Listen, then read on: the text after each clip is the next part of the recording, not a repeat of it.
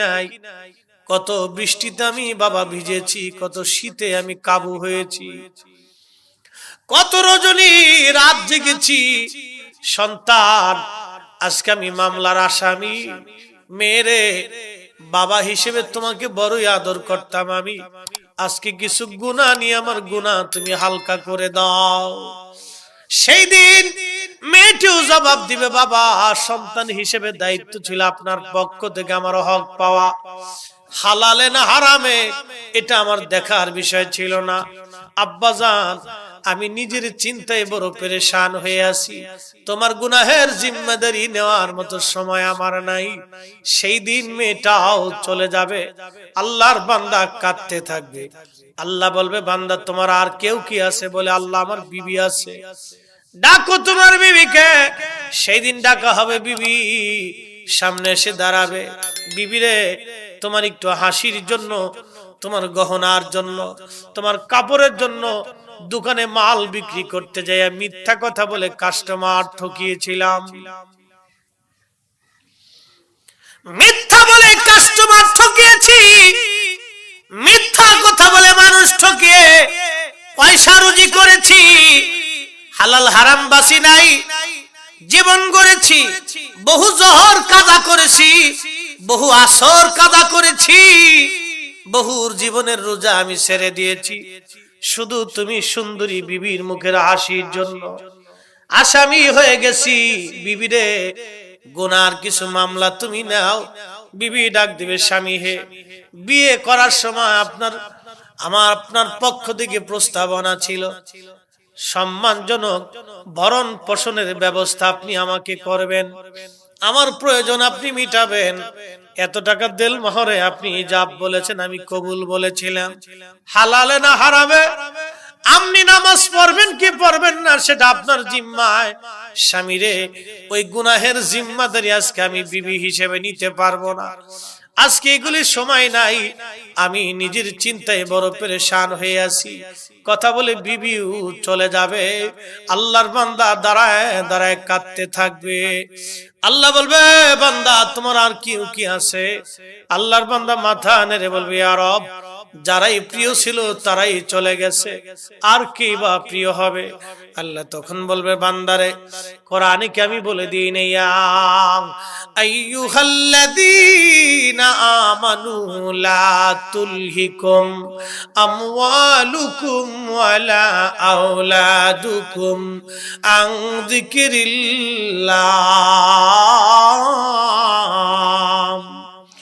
রে ইমানদার, সম্পদের প্রেমে পড়ে, সম্পদের মোহে পড়ে, সন্তানের ভালোবাসা সম্পদের মোহে পড়ে, আং যিকরিল্লাহ, আমি খোদার জিকির থেকে আলাদা হইও না।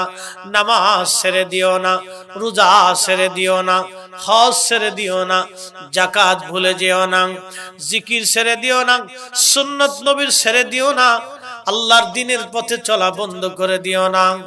সম্পদের প্রেমে পড়ে, সন্তানের মোহে পড়ে তুমি আমি আল্লাহ থেকে জুদা হয়ে যাইও না রে বান্দা, আমি আল্লাহর জিকির থেকে আলাদা হয়ে যাইও না।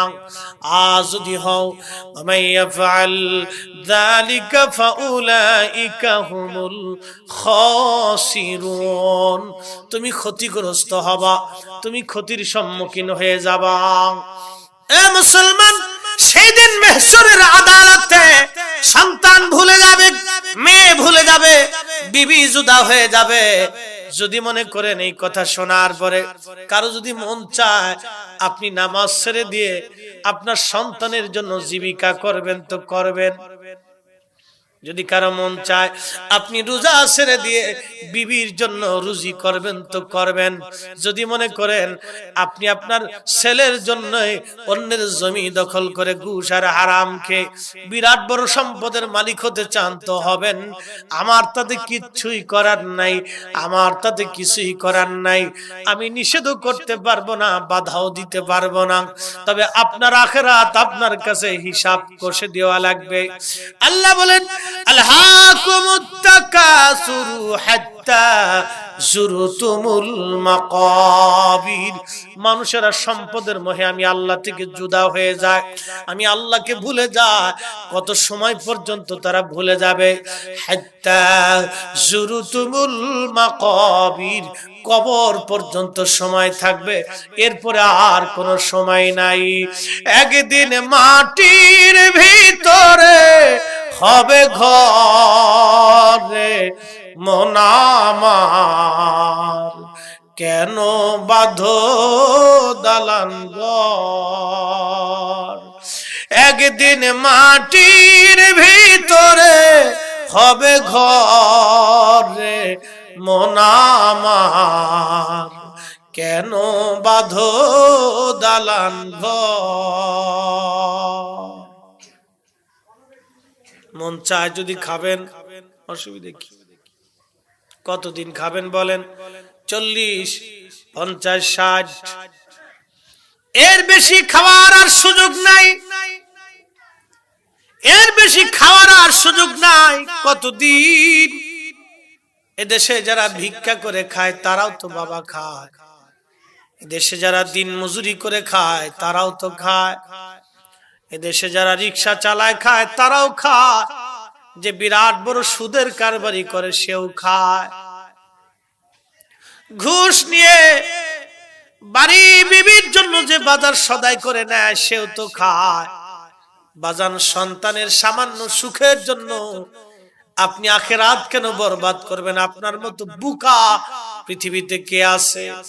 ধরেন একজন ব্যবসায়িক দোকানদার সকাল 8টার সময় দোকান খোলে, রাত 8টা পর্যন্ত তাকে দোকান করতে হয়। জোহর গেল, আজান দিল মুয়াজ্জিন হাইয়া আলাস সালাহ, তখনও সে দোকান খুলে বসে আছে। আসর চলে গেল, মুয়াজ্জিন আজান দিল হাইয়া আলাস সালাহ, তখনও দোকান খুলে বসে আছে, দোকানের ঝাঁপ বন্ধ করে নাই। এরপরে মাগরিবে মুয়াজ্জিন আজান দিল হাইয়া আলাস সালাহ, তখনও দোকান খোলা, ঝাঁপ বন্ধ করে নাই। এসে আজান দিল হাইয়া আলাস সালাহ, তখনও দোকান বন্ধ করে নাই, দোকানের ঝাঁপ খুলে বসে আছে। ওই লোকটা সারাদিন রুজি করেছে কার জন্য? সন্তানের জন্য। আল্লাহর নবী বলেন, উম্মত, তুমি যেটা খাও এটা তোমার, তুমি যেটা পরনে পরো এটা তোমার, তুমি যেটা আল্লাহ রাস্তায় দান করো এটা তোমার, এরপরে বাদ বাকি যা রেখে যাও এটা তোমার না। এর আগে যিনি মালিক ছিল তিনি আমাদের বাবা, তার আগে যিনি মালিক ছিল তিনি আমাদের দাদা, তার আগে যিনি মালিক ছিল তিনি আমাদের দাদার বাবা, তার আগে যিনি মালিক ছিল তিনি দাদার বাবারও বাবা, পর দাদা। এখন মালিকানা আমার নামে, আমার পরে আসবে সন্তানের নামে, ওয়ারিসদের নামে। যদি কারো সন্তান না থাকে তাহলে কারো না কারো নামে আসবে। কি কথা বলেন না কেন? জমিন কি আমাদের না? এটা ক্ষণস্থায়ী মালিক আমরা, অল্প সময়ের জন্য আল্লাহ পাহারা দেওয়ার জন্য আমাদেরকে দিয়েছে, সৃজন করার জন্য দিয়েছে, চষার জন্য আল্লাহ দিয়েছে। এই মাটির নিচে একদিন আমাদের চলে যাওয়া লাগবে। যদি তাই হয়, যদি তাই হয়, যদি তাই হয়, তো আজকে থেকে হিসাব ও জীবনের পরিবর্তন করে ফেলতে হবে। এতদিন এক হিসাব, আজকের ওয়াজের পর থেকে হয়ে যাবে আর এক হিসাব। যদি কষতে পারেন তো বেশি ওয়াজের দরকার না, আর যদি কষতে না পারেন, হিসাব কষতে না পারেন, তো আপনার ইচ্ছার উপরে ছেড়ে দিন। খাবেন, অসুবিধা নেই। মানুষের ক্ষতি করবেন, অসুবিধা করবেন তো। মেহেশরে তো আল্লাহর আদালতে দাঁড়াইতেই হবে, ফিরে যাওয়ার, পালিয়ে যাওয়ার সুযোগ নেই। আল্লাহ বলেন, ইয়া মাশারাল জিন্নি ওয়াল ইনসি ইন ইসতাতাতুম আন তানফুযু মিন আকতারিস সামাওয়াতি ওয়াল আরদি ফানফুযু লা তানফুযুনা ইল্লা বিসুলতান। ভাই, কোনো কষ্ট হচ্ছে? বোঝা যায়? তাহলে বুঝে কি বাড়ি পর্যন্ত নিবেন না, এখানে শেষ? নেবেন তো না? কালকের মতো লুঙ্গি উপরে যাইবো? হ্যাঁ, কি মুসল্লি গাড়ির ভিতরে হাসতে হাসতে পাচ্ছেন। ওরে মুসল্লি টুপি মাথায় দিয়ে লুঙ্গির উষা করে একবার হুগা পর্যন্ত উঠে লাগছে। আবার তবরকের প্যাকেটটাও হাতে, হাঁটতেছে খুব জোরে। আমি দিয়ে গারে খোদা, কি মুসল্লি রে। ওই মনে গল্প মনে পড়ছে, দাদার নাতি দুইজনে ওয়াজ শুনতে গেছে বরিশাল, জোয়ার ভাটার দেশ। তাই দুইজনে ওয়াজ শুনতে গেলে দাদার নাতি, দাদাই তো 40 বছর ধরে ওয়াজ শুনে, নাতিরই প্রথম নিয়ে গেছে। নিয়ে যাওয়ার পরে এখন হুজুরে ওয়াজ করছে, বাবারা আপনাদেরকে একটা মাসালা বলে দেই, গিরের উপরে কাপড় উঠাইলে ফরজ তরক হয়, কবিরা গুনাহ হয়। তো নাতি তো জীবনে ওয়াজ প্রথম শুনতে গেছে, খুব করে ওয়াজ শুনছে। দাদাই তো প্রত্যেক বাড়ি শুনে হিন্দে ঢুকার হিন্দে বাইর করে। তো খাল বিকেল বেলা গেছে, খালে পানি ছিল না, রাত্রিবেলা জোয়ার এসে গেছে, নৌকা টকা নাই। দাদা খালের পারে এসে ওয়াজ টোয়াজ শুনে, আর নাতির নাতি খালে তো নৌকা টকা নাই, নামতে থাকো। তার নাতি দেখে যে দাদা নামতেছে আর লুঙ্গির কাপড় খালি উপরের দিকে উঠাইতেছে। আর নাতিকে, দাদা ওয়াজ শুনছো না, খালি হুজুরি কইছে গিরার উপরে কাপড় উঠাইলে ফরজ তরক হয়, কবিরা গুনাহ হয়। তো নাতি কিছুক্ষণ পরে দেখে যে দাদা লুঙ্গিটা টাইন দিয়ে মাথায় বেঁধে লাইছে। দাদা তুমি তো খুলে মাথায় বেঁধে, 40 বছর বাপ জন্ম হওয়ার আগে তো ওয়াজ শুনি, জীবনে খালের এই পারের ওয়াজ কোনোদিন এই পারে নিছি না। আর তুই আজকে আইসে এই পারে লয়ে যাবি কে, নাম তাড়াতাড়ি। এই হলো আমাদের দেশের ওয়াজ। বাংলাদেশের ওয়াজ কি কম হয় বলেন তো? প্রত্যেক জুমাতে হুজুর ওয়াজ করে, তারপরে মসজিদে জুতা চুরি। কি কথা কন না কেন? এরপরও মসজিদে জুতা চুরি হয় এদেশে। কি ওয়াজ হুজুরা প্রত্যেক জুমাতে করে, তারপরে জুতা চুরি। তেলের গাড়ি তেলে চলে, হাওয়ার গাড়ি হাওয়ায় চলে, বিনা তেলে চালায় গাড়ি নবী সুলাইমান, আমরা সেই মুসলমান। ঠিক কিনা? মসজিদে জুতা চুরি করি, আমরা এটা মুসলমান। আব্দুল্লাহ ইবনে মুবারক বিশ্ববিখ্যাত একজন আলেম, ইমাম সুফিয়ান সাউরির ছাত্র। আহারে, উলুমুল ফিকহ, হাদিস ও তাফসীরের এমন কোন কিতাব নাই যেখানে আব্দুল্লাহ ইবনে মুবারকের নাম লেখা না আছে। একবার জোরে বলা যাবে কি মারহাবা। কত বড় আলেম, এবার একটু চিন্তা করেন। কত আমরার মতো দেড় পাতা মুন্সি না, কিন্তু কত বড় আলেম যে ফিকহ, উলুমুল হাদিস ওয়াল ফিকহ ওয়াত তাফসীর, এমন কোন কিতাব নাই যে কিতাবে ওনাদের নাম না আছে। বুঝেন এবার কত বড় আলেম। ওনার বাবার নাম হযরত মুবারক।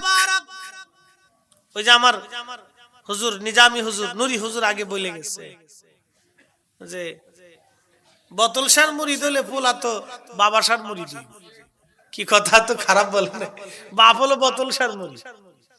বোতল শাহ বুঝেন, বাবা বোতল খায়, তো ফুলা চিনতে গেলে আব্বা যেহেতু বোতল খায়, তো আমি বাবা খাই, অসুবিধা কি? বাবা বোতলের পাগল, আমি বাবার পাগল, একই কথা।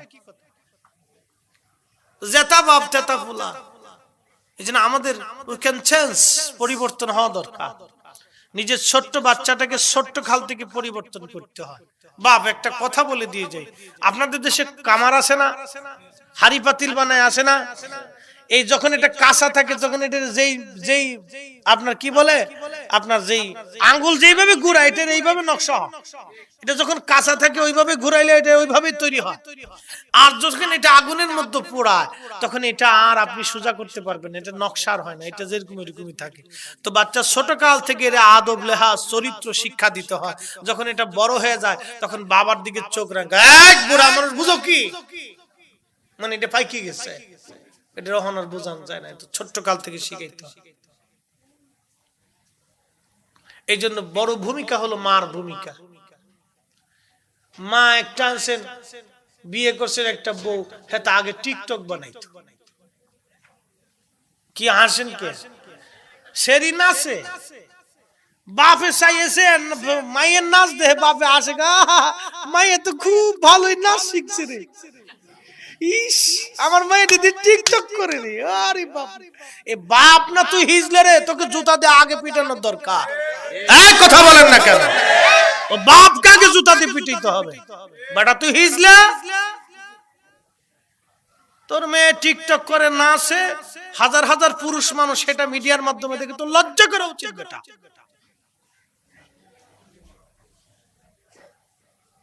কথা আমারটা শক্ত হতে পারে বা এগুলিতে সার হবে না। আপনি কল্পনা করতে পারবেন টিকটকে আপনার মেয়েটা নিচে ছেড়ে দিয়েছে, হাজার হাজার মানুষ সেটা দেখতেছে। মেশরের মাঠে গুনার জিম্মাদারি আপনাকে নিতে হবে। আপনি আপনার সন্তানের জন্য কেন গুনার জিম্মাদারি নেবেন? প্রয়োজন বোধে মাথার থেকে পা পর্যন্ত পেটের চামড়া উঠিয়ে ফেলতে হবে। জন্ম দিয়েছেন, মানুষ বানাইতে হবে। কুত্তা বিলাই ছাগলের মতো ছেড়ে দিলে হবে না, একে মানুষ বানাইতে হবে। কথা বলেন ঠিক না বেটে? কথা ক্লিয়ার? আমার কাছে কোনো ভেজাল টেজাল নাই। পা থেকে মাথা পর্যন্ত পিঠের চামড়া উঠে ফেলতে হবে। বাট আমি তোকে খাবার দিব, তোকে পোশাক দিব, তোর গুনার জিম্মাদারি আমি নেব নাকি?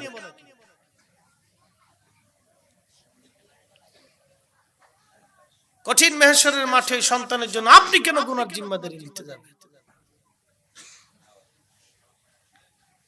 এগুলো বুঝে বিয়া করতে হবে, পথ চলতে হবে। এই জন্য ছোট্ট কাল থেকে বাচ্চাকে শিখাইতে, এক মহিলার জন্য 4 পুরুষ জাহান্নামে যাবে। আপনি জানেন মেহশরের মাঠে আল্লাহ পাক বান্দার ডান হাতে আমলনামা দিছে। এমন সময় নারী এসে মামলা করবে, আল্লাহ তুমি আমার জাহান্নামে দিছো, 4 জনের বিরুদ্ধে আমার মামলা আছে। আল্লাহ বলবেন কে কে? বলে আমার বাবা, আমার বড় সন্তান, বড় ভাই, আমার স্বামী। হাই হাই হাই হাই, মামলা হয়ে গেছে। দৌড় আসবি, লাব্বাইক ইয়া রাব্বাল আলামিন। আল্লাহ বলবে বান্দা, তোমার বিরুদ্ধে মামলা করেছে তোমার মেয়ে, তোমার সন্তান। বাবা কাঁদতে থাকবে, মেয়ে ব্যাপার কি? তুমি আমার বিরুদ্ধে মামলা করলা, কারণ কি? বলে বাবা তুমি তো আমাকে লালন পালন করেছো, কিন্তু কোনোদিন পর্দা শিখাও নাই। ভরণ পোষণ তো ঠিকই দিয়েছো, ভালো পাত্র দেখে বিয়ে দিয়েছ, আমার জীবনের যা যা প্রয়োজন সব মিটিয়েছো বাবা, কিন্তু নামাজ শিখাও নাই, পর্দা শিখাও নাই, যার কারণে আমি আজকে মামলার আসামি হয়ে জাহান্নামে যাই। বাবা জাহান্নামে যাব, তোমাকে সারা যাব না। এবার যদি মন চায় টিকটক করাবেন তো করাবেন। যার সন্তান টিকটক করবে, মাথা থেকে পা পর্যন্ত পিটাইতে হবে। মাথা থেকে পা পর্যন্ত পিটিয়ে দিবেন। বেয়াদব বেয়াদব নারী, একটা পতিতা নারীর মতো। তুমি ভদ্র ঘরের মেয়ে হয়ে পতিতা নারীর মতো অর্ধ উলঙ্গ হয়ে টিকটক বানাচ্ছ। লজ্জা করা উচিত, শরম করা উচিত।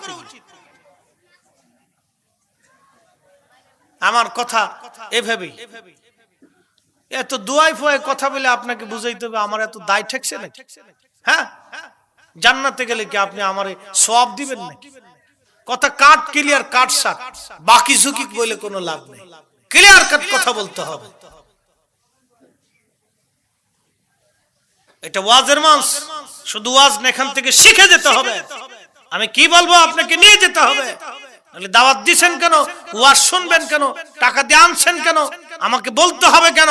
আমাকে এখান থেকে শিখিয়ে পাঠাইতে হবে আপনাকে। আপনি হাসতে হাসতে জাহান্নামে যাবেন। নবীর উম্মত, আমার একটু দরদ তো থাকাই লাগবে আপনার প্রতি। মুসলমান হিসেবে আমার দায়িত্ব আপনাকে নসিহত করা। আল্লাহ বলেন খায়রা উম্মাতিন, তোমাদেরকে সর্বশ্রেষ্ঠ জাতি বানিয়েছি। উখরিজাত লিন-নাস, মানব জাতির জন্য পাঠিয়েছি। তা'মুরুনা বিল মা'রুফ, মানুষকে ভালো কাজের কথা বলবে। ওয়া তানহাউনা আনিল মুনকার, খারাপ কাজ থেকে টেনে ফিরিয়ে আনবে। একসাথে বলা যাবে না সুবহানাল্লাহ? আচ্ছা, গ্রামে যদি এখন আগুন লাগে, কেরোসিন নেবেন না পানি নেবেন?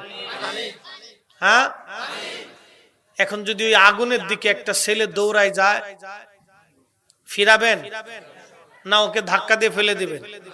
হ্যাঁ, তো একটা ছেলেকে দুনিয়ার আগুন থেকে যদি ফিরানোর জন্য আপনার এত প্রচেষ্টা হয়, তা আমি কেন জাহান্নাম থেকে আপনাকে ফিরানোর জন্য চেষ্টা করব না?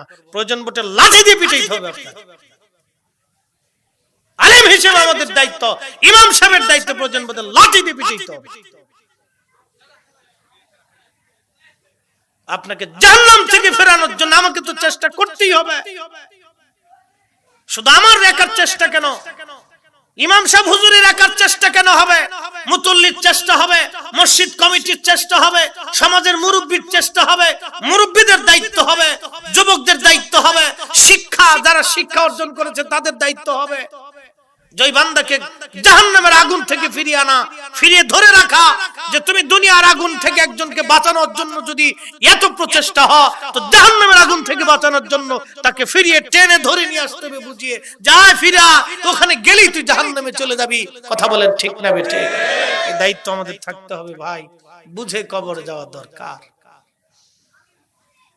বুঝে কবরে যাওয়ার দরকার। পৃথিবীটা দেমাগের জায়গা না, অহংকারের জায়গা না। এখানে আসলাম তুলি রব্বিল আলামিন, আল্লাহর কুদরতি কদমে আমাদেরকে মাথা নত করতেই হবে, কোন রাস্তা নেই।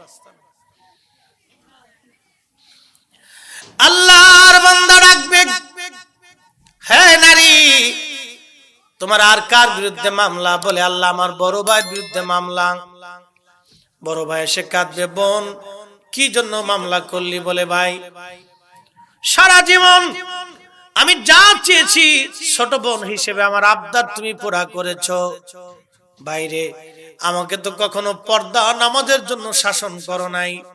আজকে দুইটা কারণে জাহান্নামে চলে যাচ্ছি। ভাই তুমি জান্নাতে যাও, তোমাকে ছাড়া জাহান্নামে যাব না। এই যুবক কোন দিকে যাও? হিসাব কইসে যাও। ভাবতেছো বিনা বিচারে আল্লাহর বেহেশত পেয়ে যাবা? এত সহজ? এটা কি ছেলের হাতের মা না দেশের বিচে কলা যে খালি গাছ থেকে পেরে এনে বাস মুসুক দিয়ে টেনে ছিঁড়ে খেয়ে ফেলে দেবা? এত সহজ?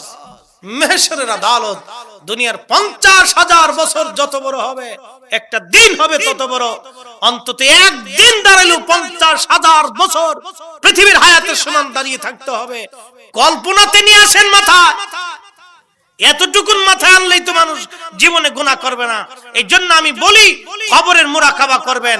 এই জন্য আমি বলি কবরের পাশে দাঁড়াবেন। বেশি গুনাহ করতে মন চাইলে কবরের পাশে দাঁড়ায় যাবেন, কবরের পাশে দাঁড়িয়ে যাবেন। উসমান গনি জিন্নুরাইনের মতো সাহাবী আল্লাহর নবী ভালোবেসে তার দুইটা নূর কন্যাকে যার সাথে বিবাহ দিয়েছিলেন, নূরের নবীর নূর দুইটা কন্যাকে, বেহেশতের দুইজন মেহমানকে তার সাথে শাদী